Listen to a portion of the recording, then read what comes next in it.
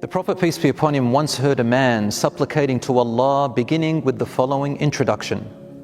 He said, Allahumma inni as'aluka bi anni ashhadu annaka anta Allah, la ilaha illa anta, al-ahad, as-samad, alladhi lam yalid, wa lam yulad, wa lam yakul lahu kufuwan ahad. And then he began his dua, which means, O Allah, encompassing all your names, and I ask you in that I bear witness that you are Allah, no other God worthy of worship but you, the absolute one and the only, the absolute eternal, the one who does not father anyone, nor is he fathered by anyone, and who can never have a single equal or comparison to him. Upon this, the Prophet, peace be upon him, exclaimed, by the one in whose hand is my soul, he has actually asked by the greatest name of Allah that if anyone supplicates with it, he responds, and if anyone asks with it, Allah gives.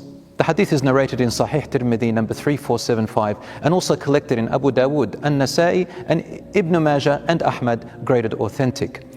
Now the scholars differed in what this greatest name the Prophet, peace be upon him, was referring to really is.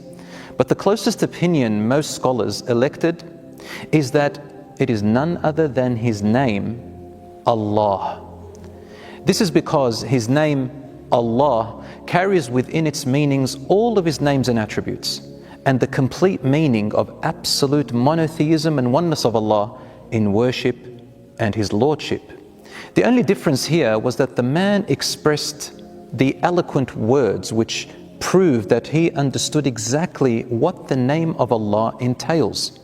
So he expressed it with the epitome of comprehension and belief in that same sentence and that same name. Anyone who supplicates to Allah with Allah's name, Allah, while believing and comprehending it in the same way as this companion did, and says it in the way he said it, would have said the greatest name of Allah. May Allah subhanahu wa ta'ala settle your affairs and ours, and always keep us guided. Ameen.